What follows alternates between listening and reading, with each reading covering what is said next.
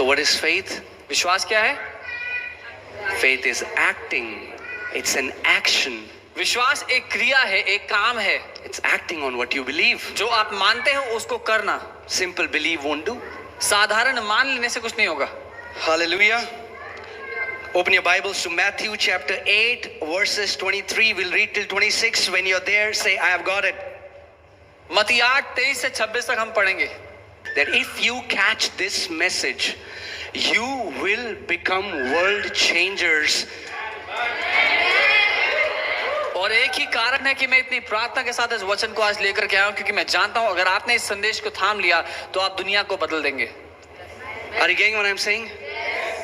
The Bible says, who is he who overcomes this world? Bible says it's our faith. Bible कहती है कौन है जो इस दुनिया पर जय पाता है, और बाइबल कहती है हमारा विश्वास है जो इस दुनिया पर जय पाता है. Amen. So I know if you will get it, man, there is no mountains that you cannot crush to powder under your feet. Amen. और मैं जानता हूं अगर आप इस बात को थाम गए तो कोई भी पहाड़ नहीं होगा जिसको अपने पांव के नीचे आप चूरा ना कर देंगे. Right? So we will see it from the Bible, verse after verse, what Jesus means when he says faith and what we have meant. तो हम बाइबल से देखेंगे यीशु का कहने का क्या मतलब है जब वो विश्वास की बात करता है और हमें क्या समझ में आता है. Okay, Matthew chapter 8 verses 23. If you're there, say I've got it. मत्ती 8 उसके 23 से पढ़ेंगे हम. Now when he got into the boat, that means when Jesus got into the boat, अब जब वो नाव में चढ़ा, यानी कि जब यीशु नाव में चढ़ा, his disciples followed him. उसके चेले उसके पीछे पीछे आए. And suddenly a great tempest arose on the sea. और अचानक समुद्र की लहरें बहुत ऊंची उठने लग गई. I want to tell you, when you are living and in this life, there are times when suddenly things will come against you. मैं बताना चाहता हूँ जब आप जी रहे हैं और इस जीवन में ऐसा होगा, बहुत सारी बातें आपके विरोध में आएंगी. You are not prepared for it, but suddenly tempest comes against believers. जब आप उनके विरोध में तैयार भी ना हो तो भी वो बातें आपके विरोध में उठ खड़ी होंगी. And Jesus is there in the boat with the disciples, and we hear that suddenly there is a great tempest. And it's not just a tempest, it's a great tempest. और यीशु भी वहाँ उस नाव में चेलों के साथ मौजूद है, और केवल बड़ी लहरें नहीं उठ रही हैं, वो कह रहा है बहुत बड़ी लहरें उठने लगी, बहुत हलचल होने लगी. Tempest. एक बहुत बड़ी हलचल होने लगी समुद्र में. And they are not in a big cruise ship, they are in a boat. और वो किसी बड़ी नाव में नहीं, किसी बड़े जहाज में नहीं है, वो एक छोटी सी नाव में है. And you should know that a small boat is no match for a big and great tempest. और आपको ये पता होना चाहिए एक छोटी नाव ऐसी बड़ी लहरों के सामने कहीं नहीं टिकती. Right? Okay. Hallelujah. So the boat was covered with the waves, but he was asleep. और नाव इतनी बड़ी लहरों में ढक रही थी पूरी, लेकिन यीशु सो रहा था चैन से. Like, awesome, man. बहुत ही बढ़िया बात है. Maybe Jesus is remembering that times when he was a child, rockabye baby, you know, the boat is being swung to and fro, and Jesus is enjoying it. और यीशु के शायद बचपन का पालना याद आ रहा है, जब छोटा बच्चा हुआ करता था और उसको हिलाया जा रहा होता था उस पालने में, उसको वो याद. Then his disciples came to him and awoke him, saying, Lord, save us, we are perishing. और फिर उसके चेले उसके पास आए और बोला, प्रभु उठो, हमें बचाओ, हम नाश हो रहे हैं. But he said to them, लेकिन उसने उनसे कहा, why are you fearful? तुम इतने डरते क्यों? What, Jesus? क्या यीशु क्या कह रहे हो? There is a great tempest. इतनी बड़ी आंधियां. I want you to see, you know what our education system has done usually?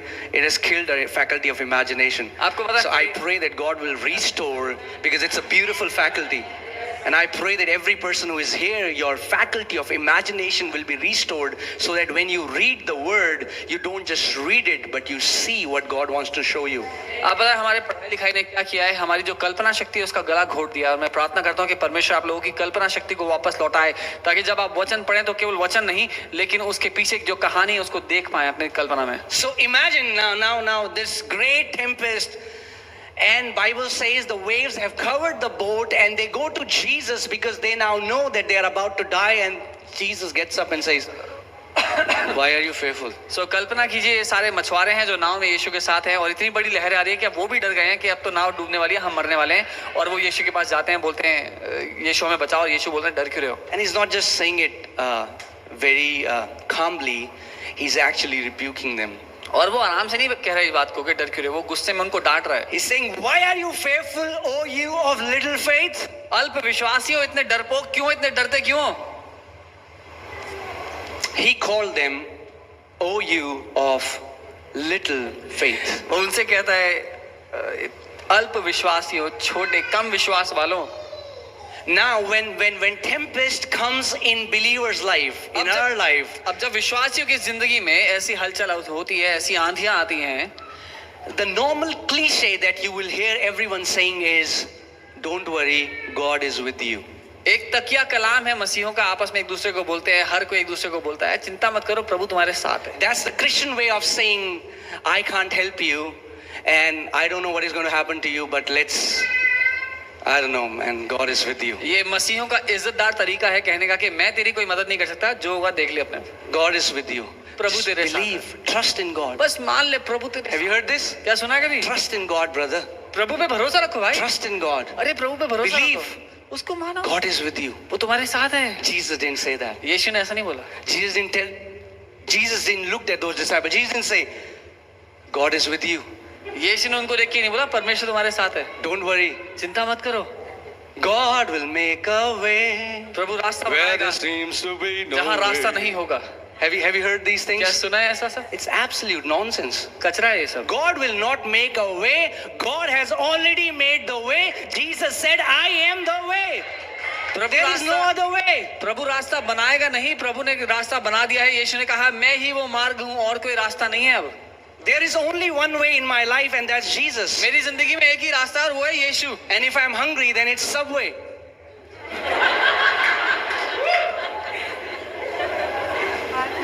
Are you getting what I'm saying, church?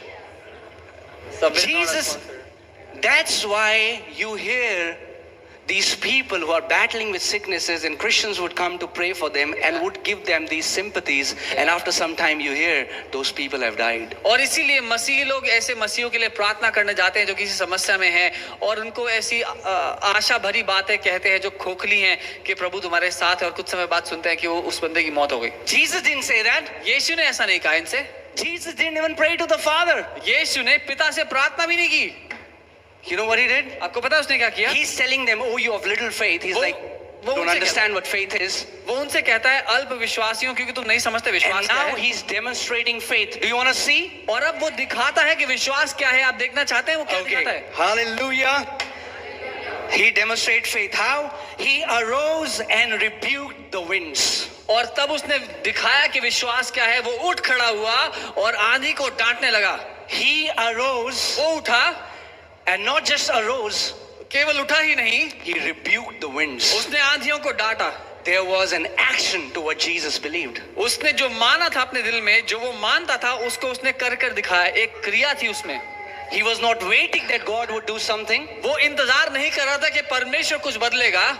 He arose वो उठ खड़ा हुआ and he rebuked. और उसने डांट लगाई। When storms come against your life, जब आपके जीवन के विरोध में आंधियां आती हैं, what should we do? हमें क्या करना चाहिए? You arise उठ खड़े हो, from this bed of self-pity. अपने आप पर दया दिखाने के जो बिस्तर है उससे उठ खड़े हो। Why me? क्यों मेरे साथ ऐसा होता I am है? a good man. मैं तो अच्छा इंसान I've हूँ। always done good for people. मैं तो हमेशा सबका भला करता हूँ। Have you heard this? सुना है कभी? Everyone says I'm a good her man. कोई ये कहता है मैं बहुत अच्छा इंसान When हूँ। you judge yourself, you'll say you're a good man. जब आप अपना न्याय करोगे तो अपने को अच्छा ही बोलोगे। Are you getting what I'm saying? So when problems come from victorious mindset, the temptation is to quickly go to become a victim and start speaking through victim तो mentality. जब समस्याएं आती है ना, तो हमारा रुझान क्या होता है कि हम जयवंत मानसिकता छोड़ करके वो बेचारे बन जाए कि हमारे साथ बहुत बुरा हो रहा है। Or people would say, brother, keep holding on in this storm. या फिर लोग आके प्रोत्साहित करेंगे, भाई इस आंधी में तुम पकड़े रहना, Keep छोड़ना holding on. मत, पकड़े रहना, छोड़ना मत। The help is on the way. मदद रास्ते में है। And then, yes, there is help on the way, but it's to carry their coffin. और मदद आते आते बहुत देर हो जाती है। I'm sorry, I am telling you the truth. I'm sorry if it's hurting you, but I don't want to give you a lie. I want to tell you the truth which will save your life when storm comes against your life.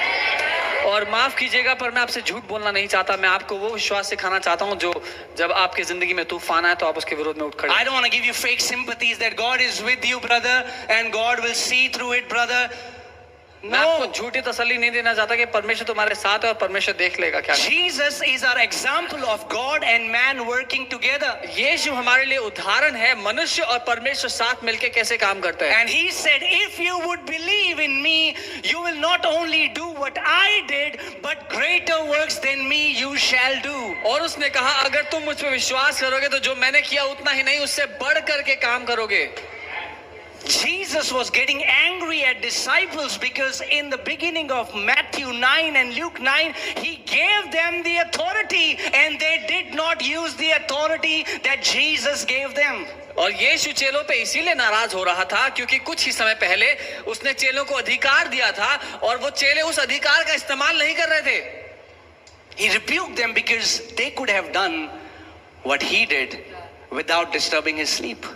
उसने उनको इसलिए डांटा क्योंकि वो कर सकते थे जो उसने उठ के किया बिना उनकी उसकी नींद खराब किए। Amen. Are you getting, church, what I'm saying? If storms come against your life and all you do is talk about those storms, calling your relative and friends and all the time, those storms will kill you. अगर आपके जीवन के विरोध में आंधियां आती हैं और आप इतना करते हैं कि उन आंधियों की वाहवाही करते हैं अपने सारे पड़ोसी रिश्तेदारों को कॉल कर करके कि बहुत बड़ी आंधी है तो वो आंधी आपकी जान ले सकती है। Faith should arise in your heart and you should rise up and start speaking to that storm. If it's cancer, start saying, cancer, in the name of Lord Jesus Christ of Nazareth, I rebuke you.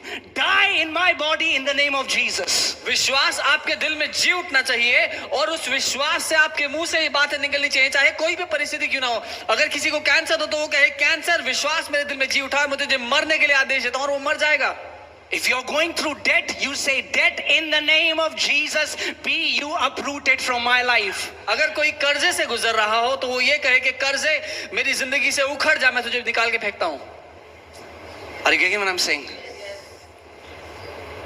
If you would not speak for your situation, अगर आप अपनी परिस्थिति पर बोलेंगे नहीं, yes, there are healing preachers and preachers would come and you will get healed, but you cannot live your life depending on someone else's faith. हाँ, चंगाई के प्रचारक आएंगे और वो आपके लिए प्रार्थना करेंगे, आप चंगे भी हो जाएंगे, लेकिन आप अपनी जिंदगी किसी और के भरोसे किसी और पर निर्भर होकर नहीं जी सकते। What do you do when Satan would give you a pain in the middle of night? Would you wait for your pastor to pray next Sunday morning, or you would know that you have the same authority as your pastor or any believer or those disciples, and you arise and you start speaking to that storm and say, storm, get out in Jesus name. क्या होगा अगर आधी रात को आपके बदन में शैतान ने दर्द क्या झूठ दिया? क्या आप रात भर तड़पते रहेंगे, इंतजार करेंगे अगला संडे आएगा, पास्टर जी प्रार्थना करेंगे, या फिर आप उठ खड़े होंगे उस परिस्थिति के विरोध में ये जानते हुए कि उतना ही अधिकार जितना किसी और परमेश्वर के जन में, किसी और विश्वासी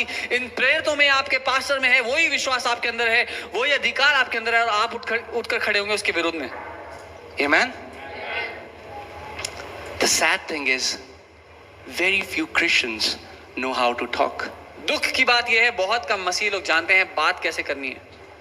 So many have died in cancer because they never spoke to the cancer. बहुत से विश्वासी कैंसर में इसलिए मर गए क्योंकि उनको पता नहीं था उससे बात कैसे करनी है। Are you getting what I'm saying, church? People don't like these messages because it puts the responsibility on you. लोगों को ये संदेश इसलिए अच्छा नहीं लगता क्योंकि ये संदेश जिम्मेदारी आप पर डाल देते हैं।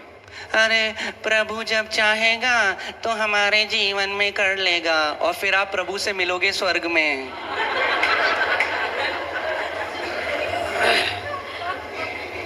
Are you getting what I'm saying?